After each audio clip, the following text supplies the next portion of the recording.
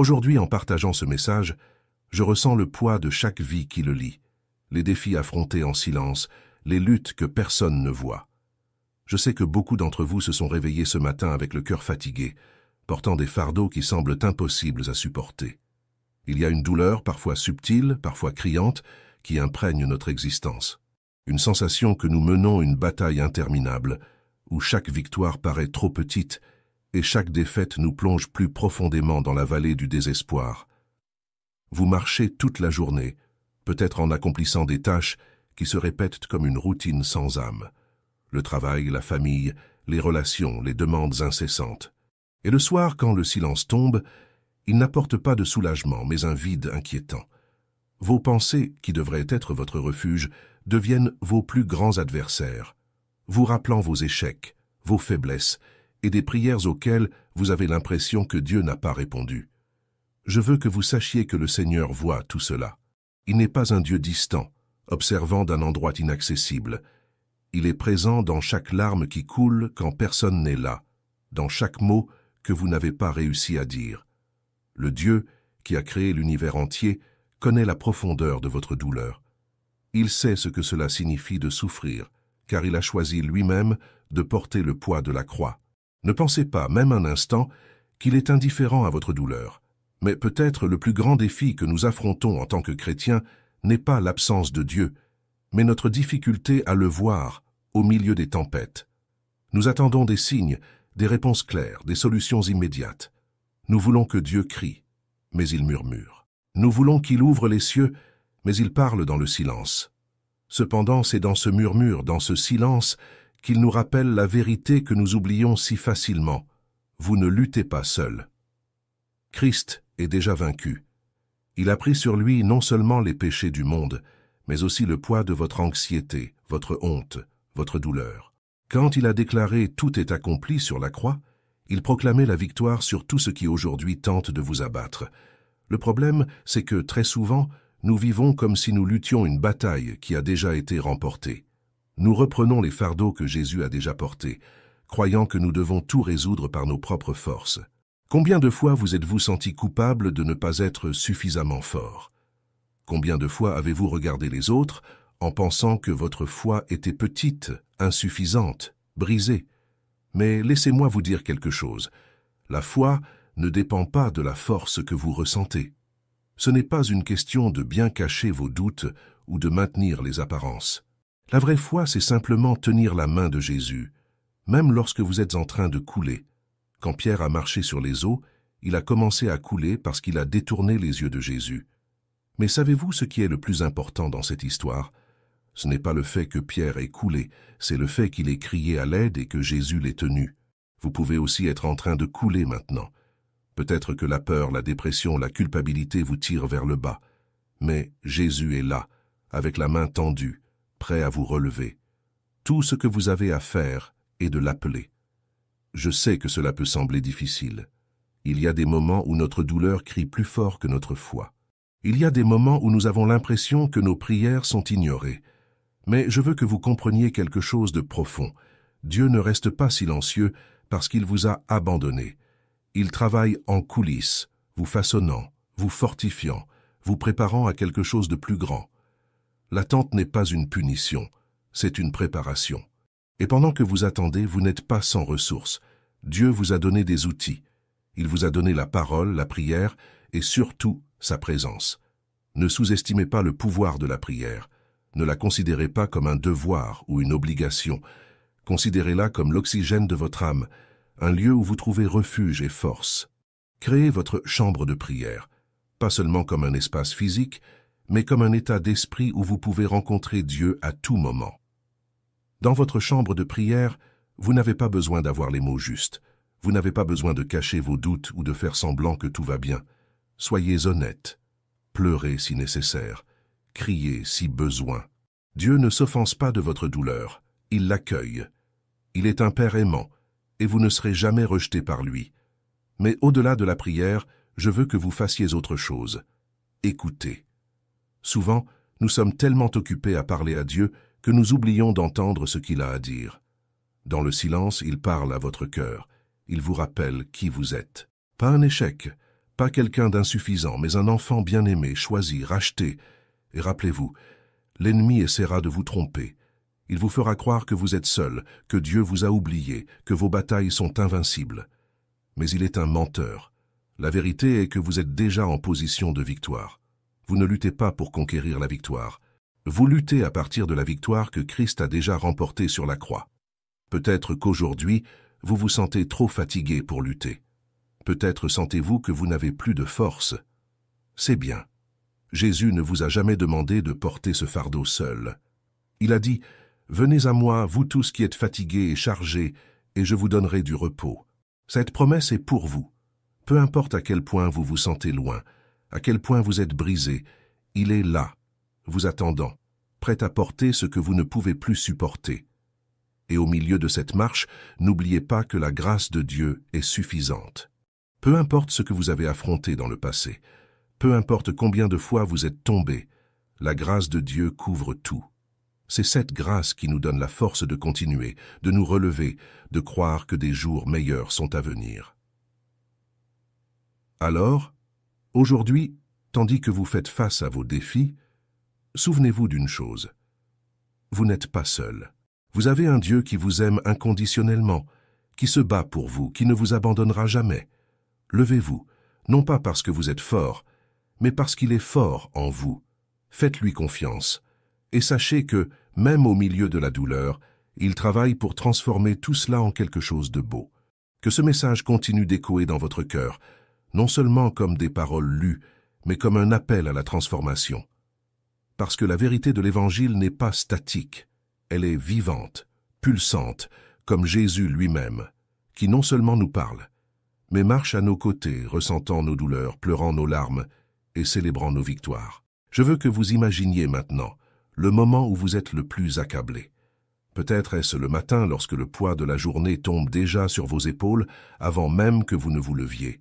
Ou peut-être est-ce le soir, lorsque les pensées s'accumulent, vous rappelant ce que vous avez fait, ce que vous n'avez pas fait, et ce que vous craignez de ne jamais pouvoir faire.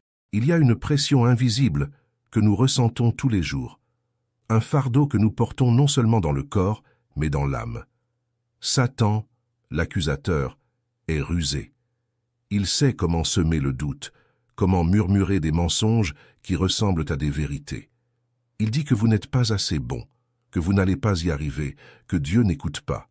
Mais écoutez ceci. Ce sont des mensonges, et vous n'avez pas besoin d'y croire. La parole de Dieu déclare dans Romains 8:1 « Il n'y a donc maintenant aucune condamnation pour ceux qui sont en Jésus-Christ. » Aucune condamnation.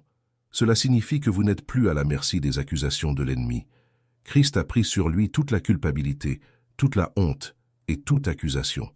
Pourtant, le poids semble réel, n'est-ce pas? Parce que même en sachant cela, il nous arrive parfois de nous sentir paralysés, incapables d'avancer. Et c'est là qu'intervient la clé que David Yonggi Cho enseignait tant. La nécessité de vivre dans la dimension spirituelle que Christ a conquise pour nous. Il ne suffit pas de savoir que vous êtes en position de victoire. Vous devez vivre comme quelqu'un qui a été racheté. Cela commence dans le cœur, mais se répand dans toutes les zones de votre vie. Je veux m'adresser directement à vous qui affrontez des batailles dans votre esprit. Peut-être luttez-vous contre l'anxiété, des pensées négatives ou même la dépression. Je sais que ce sont des luttes qui consument l'âme, qui drainent l'espoir et qui rendent difficile de voir la lumière de Dieu. Mais souvenez-vous, votre esprit est un champ de bataille et l'ennemi tentera de semer des graines de doute, de peur et de désespoir. Vous devez combattre ces graines avec la vérité de la parole de Dieu. Philippiens 4, 6, 7 dit « Ne vous inquiétez de rien, mais en toute chose, faites connaître vos besoins à Dieu par des prières et des supplications, avec des actions de grâce. Et la paix de Dieu, qui surpasse toute intelligence, gardera vos cœurs et vos pensées en Jésus-Christ. » Cette paix qui dépasse l'entendement humain est un cadeau de Dieu pour vous, mais pour la recevoir, vous devez lâcher prise.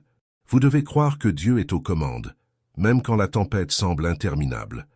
Maintenant, laissez-moi vous demander, où se concentre votre attention? Souvent, notre angoisse s'intensifie parce que nous regardons les circonstances, au lieu de regarder vers Dieu qui est plus grand que n'importe quelle situation. Rappelez-vous encore de Pierre.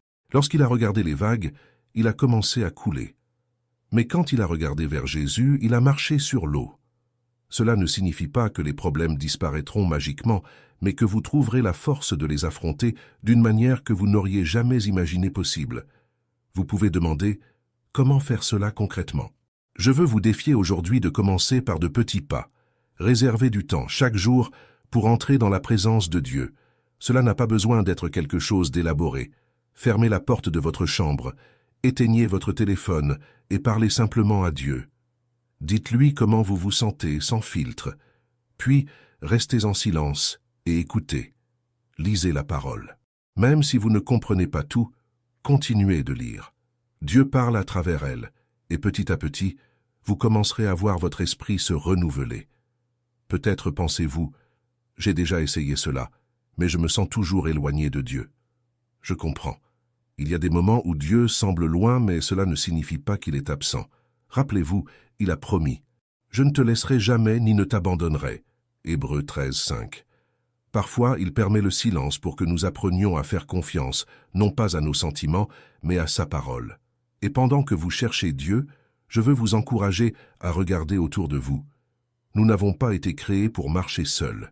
Dieu nous a donné l'Église, la communion des saints, pour nous fortifier mutuellement. Si vous luttez, cherchez un frère ou une sœur en Christ. Partagez vos fardeaux.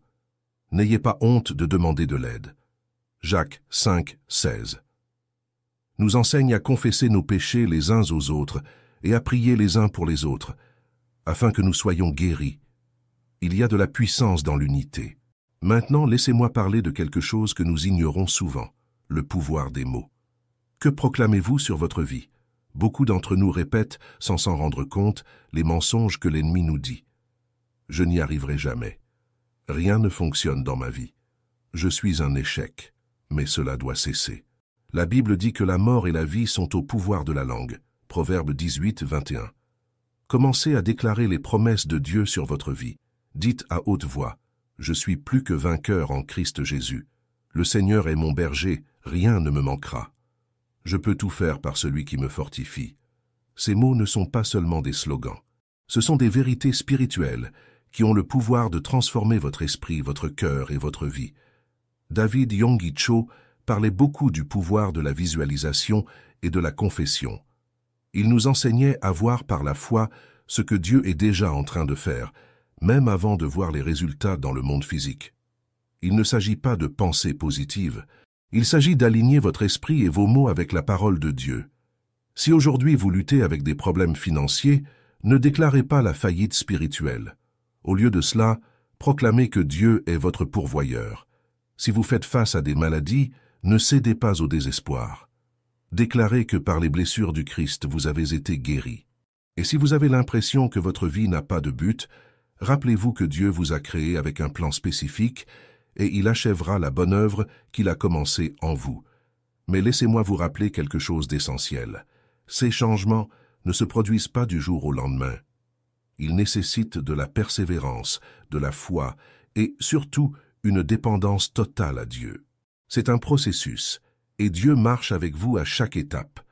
Ne vous imposez pas la perfection, continuez simplement à avancer. Peut-être aujourd'hui, avez-vous besoin d'un renouvellement dans votre âme. Peut-être avez-vous besoin de force pour faire un pas de plus. Je veux que vous fermiez les yeux dès maintenant et que vous remettiez à Dieu tout ce qui pèse dans votre cœur. Visualisez-vous en train de déposer chaque souci, chaque douleur, chaque peur au pied de la croix. Jésus est là, les bras ouverts, prêt à recevoir tout ce que vous ne pouvez plus porter. Et pendant que vous faites cela, souvenez-vous que vous ne vous définissez pas par vos circonstances. Vous ne vous définissez pas par vos échecs ou par vos peurs. Vous vous définissez par ce que le Christ a fait pour vous. Vous êtes enfant du Dieu très haut, aimé, pardonné, racheté. Aujourd'hui est un nouveau jour. Peu importe ce qui s'est passé hier, ni ce que demain apportera.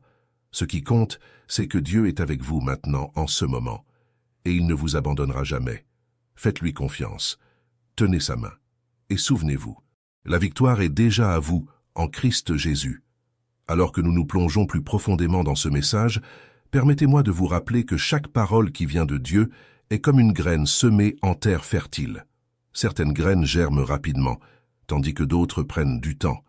mais chacune d'elles porte le potentiel de transformer votre vie de manière puissante.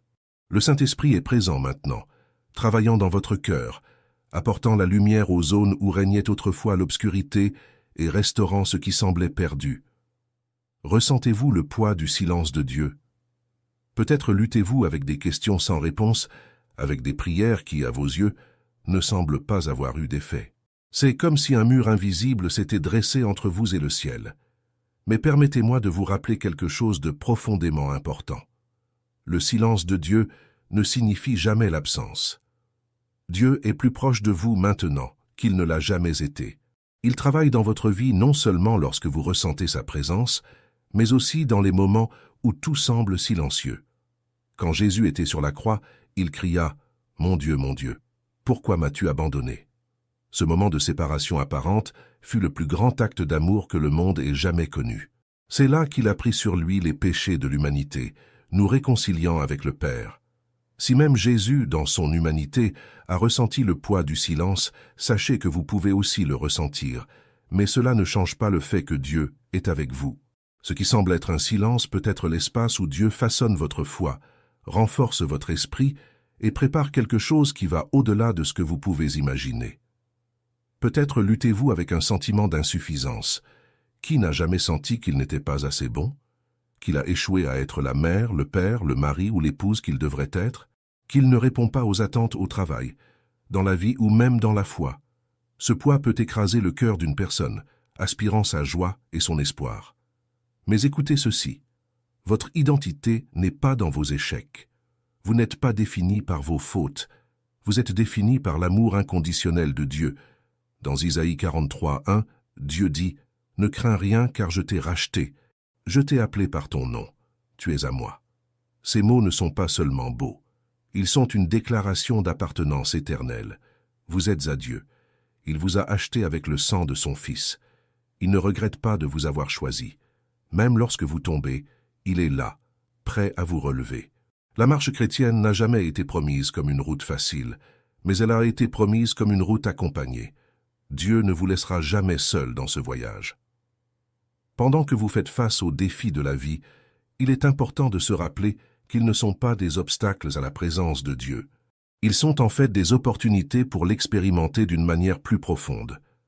Lorsque David a écrit le psaume 23, il n'a pas dit que Dieu le conduisait seulement à travers de verts pâturages et des eaux tranquilles. Il a également parlé de la vallée de l'ombre de la mort. Et qu'a-t-il déclaré en ce lieu sombre? « Quand je marche dans la vallée de l'ombre de la mort, je ne crains aucun mal, car tu es avec moi. » C'est cela. Peu importe où vous êtes, Dieu est avec vous. Et, quand il est présent, même la vallée devient un lieu de transformation. Peut-être que vous traversez la vallée en ce moment. Peut-être que les ombres de la peur, du doute ou de la douleur vous entourent. Mais je veux que vous fassiez quelque chose à cet instant. Fermez les yeux et déclarez « Dieu est avec moi ». Ce n'est pas une phrase vide de sens, c'est une vérité spirituelle qui a le pouvoir de changer complètement votre perspective. Lorsque vous reconnaissez la présence de Dieu, la peur perd sa force et l'espoir commence à renaître. David Yonggi Cho soulignait souvent l'importance de visualiser la victoire en Christ. Il enseignait qu'en priant, nous devons aligner notre cœur avec la volonté de Dieu, voyant par la foi ce que nous ne voyons pas encore avec nos yeux physiques. Si vous priez pour la guérison, voyez-vous guéri. Si vous priez pour la restauration de votre famille, voyez votre famille unie et pleine d'amour. Ce n'est pas du penser magique, c'est de la foi pratique. La Bible nous dit dans Hébreux 11:1, « Or, la foi est la fermeté des choses qu'on espère, la conviction de celles qu'on ne voit pas. Mais je veux être honnête avec vous. Cette marche de foi exige de la persévérance. Il n'est pas facile de faire confiance à Dieu quand tout semble s'effondrer. Il n'est pas facile de garder les yeux fixés sur Jésus quand les vagues sont hautes et les vents sont forts. Mais c'est précisément dans ce lieu de difficulté que Dieu se révèle de manière plus puissante. Rappelez-vous, les plus grandes victoires de la Bible sont venues au moment de plus grande adversité. C'est dans la fournaise ardente que les amis de Daniel ont vu la présence de Dieu. C'est dans le désert qu'Élie a entendu la voix douce et délicate de Dieu, et c'est à la croix que l'humanité a été rachetée. Vous avez déjà remarqué que Dieu choisit souvent les improbables? Il a choisi Moïse qui était bègue pour être la voix du peuple d'Israël. Il a choisi Gédéon, qui se trouvait petit et incapable, pour mener une armée à la victoire. Il a choisi David, le plus jeune des frères, pour être roi. Et il vous a choisi. Vous pouvez vous sentir faible, petit, inadéquat. Mais c'est précisément dans votre faiblesse que la puissance de Dieu se perfectionne. L'apôtre Paul, dans 2 Corinthiens 12, 9, a écrit « Ma grâce te suffit, car ma puissance s'accomplit dans la faiblesse ». Cela signifie que lorsque vous êtes à votre point le plus bas, Dieu est à son point le plus élevé dans votre vie. Il ne s'agit pas de ce que vous pouvez faire, mais de ce qu'il peut faire à travers vous. Votre histoire est encore en cours d'écriture, et l'auteur est le Dieu Tout-Puissant. Maintenant, je veux parler directement à votre cœur. Peut-être avez-vous porté des rancunes pendant des années. Peut-être y a-t-il des blessures dans votre âme qui n'ont jamais cicatrisé. Je veux que vous sachiez que Jésus est le seul capable de guérir ces blessures. Il ne veut pas seulement toucher votre douleur, il veut la transformer en quelque chose de beau. Psaume 34, 18 nous dit « L'Éternel est près de ceux qui ont le cœur brisé, et il sauve les esprits abattus. » Dieu ne rejette pas votre douleur, il l'accueille. Il transforme les cendres en beauté. Mais pour cela, vous devez tout remettre à lui. Vous devez renoncer au contrôle. Je sais que c'est difficile. Nous, les humains, avons tendance à retenir nos douleurs, comme si nous avions peur de les perdre. Mais Jésus vous dit aujourd'hui, « Laissez-moi faire, je prends soin de vous. » Faites-lui confiance. Il est fidèle. Et pendant que vous faites confiance, rappelez-vous qu'il y a un but dans votre douleur. Dieu ne gaspille jamais la souffrance.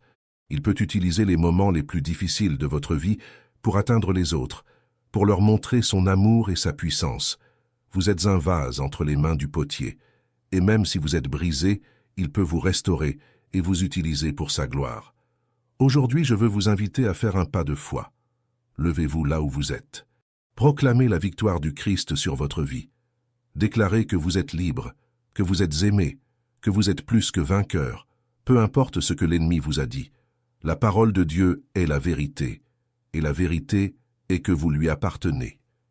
Et ainsi, pendant que nous marchons ensemble dans ce voyage spirituel, je veux que vous voyiez clairement quelque chose. Dieu ne veut pas seulement changer vos circonstances, il veut vous transformer. La victoire du Christ sur la croix est plus qu'un billet pour le ciel. C'est une clé pour vivre en toute liberté ici et maintenant. Mais cette liberté n'est pas seulement extérieure. Elle ne concerne pas seulement ce qui se passe autour de vous. C'est une liberté intérieure, une libération qui commence dans le cœur et se reflète dans chaque aspect de votre vie. Combien de fois vous êtes-vous senti enchaîné par les attentes des autres? Combien de fois votre esprit a-t-il été envahi par des pensées de comparaison, d'envie ou d'échec? La lutte quotidienne est réelle, je le sais. Mais écoutez ceci. Le même pouvoir qui a ressuscité Jésus d'entre les morts est disponible pour vous. Ce pouvoir n'est pas seulement à utiliser en moment de désespoir, mais chaque jour ordinaire, dans chaque décision, dans chaque pas que vous faites. David Yonggi-Cho enseignait que la vie chrétienne se vit de l'intérieur vers l'extérieur. Ce qui se passe dans votre esprit détermine ce qui se passe dans le monde qui vous entoure. C'est pourquoi il insistait tant sur la prière, sur la relation intime avec Dieu. La prière n'est pas seulement un moment de requête, c'est l'espace où votre cœur s'aligne avec le cœur de Dieu. C'est là, dans la chambre de prière, que vous apprenez à écouter la voix du Père et à faire confiance à ses plans, même lorsqu'ils semblent différents des vôtres. Je sais qu'il y a des moments où vous vous sentez épuisé, sans force même pour prier. Peut-être avez-vous déjà pensé, à quoi bon? Mes paroles ne font aucune différence. Mais je veux vous rappeler quelque chose. Vos prières ne sont pas mesurées par votre éloquence ou par votre sentiment de foi à ce moment-là. Elles sont entendues parce que Dieu est fidèle. Romains 8, 26 nous dit que, même lorsque nous ne savons pas comment prier, le Saint-Esprit intercède pour nous avec des gémissements inexprimables. Vous n'êtes pas seul, même dans votre prière. Dieu lui-même est à vos côtés, vous aidant à mettre en mots ce que votre cœur ne peut exprimer. Alors que vous grandissez dans la communion avec Dieu, quelque chose commence à changer. Votre vision est transformée. Ce qui autrefois semblait insupportable commence à perdre son poids. Cela ne signifie pas que les problèmes disparaissent, mais qu'ils n'ont plus le pouvoir de vous voler votre paix. Lorsque vous voyez vos circonstances du point de vue de Dieu, vous réalisez qu'elles ne sont pas des obstacles, mais des marches vers quelque chose de plus grand. David Yonggi disait souvent que nous devons vivre avec une expectative surnaturelle. Cela signifie regarder chaque jour non comme une répétition monotone, mais comme une opportunité de voir Dieu agir. Ce n'est pas seulement de l'optimisme, c'est la foi en action. C'est se réveiller et déclarer « Aujourd'hui est le jour que le Seigneur a fait. Réjouissons-nous et soyons dans l'allégresse. » C'est vivre avec un cœur ouvert à l'inattendu, à l'extraordinaire que Dieu peut accomplir. Mais je veux que vous compreniez quelque chose de profondément important. La transformation que Dieu souhaite opérer dans votre vie n'est pas seulement pour vous. Elle est pour que vous puissiez être un canal de bénédiction pour les autres.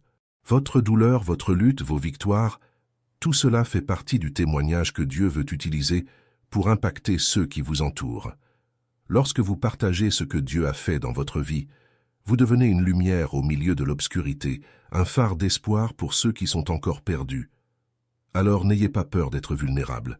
N'ayez pas peur d'admettre que vous luttez aussi, que vous avez aussi eu des doutes, car c'est dans votre faiblesse que la force de Dieu est la plus évidente.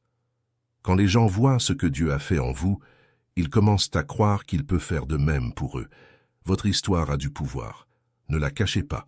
Et maintenant, je veux terminer ce message par une invitation. Pas une invitation à quelque chose de facile ou de confortable, mais à quelque chose de transformateur. Je veux vous inviter à tout remettre à Dieu. Vos peurs, vos doutes, vos rêves, vos douleurs, ne gardez rien. Placez tout au pied de la croix. Car c'est là, à la croix, que vous trouvez la liberté. C'est là que vous trouvez l'amour inconditionnel de Dieu. C'est là que vous trouvez votre véritable identité. Fermez les yeux un moment. Imaginez-vous devant la croix. Visualisez Jésus vous regardant avec des yeux pleins de compassion et d'amour. Il connaît chaque détail de votre vie. Il sait où vous avez échoué, où vous êtes tombé. Mais il ne vous voit pas comme un échec. Il vous voit comme quelqu'un pour qui il valait la peine de mourir. Il vous voit comme son enfant bien-aimé, racheté par le sang. Et maintenant, pendant que vous êtes là, laissez tout ce qui pèse sur votre cœur. Laissez la peur. Laissez la culpabilité. Laissez la honte. Laissez même les bonnes choses, car même elles peuvent devenir des idoles lorsque nous les tenons trop fort. Remettez tout et écoutez la voix de Jésus disant « C'est accompli. J'ai déjà conquis cela pour toi.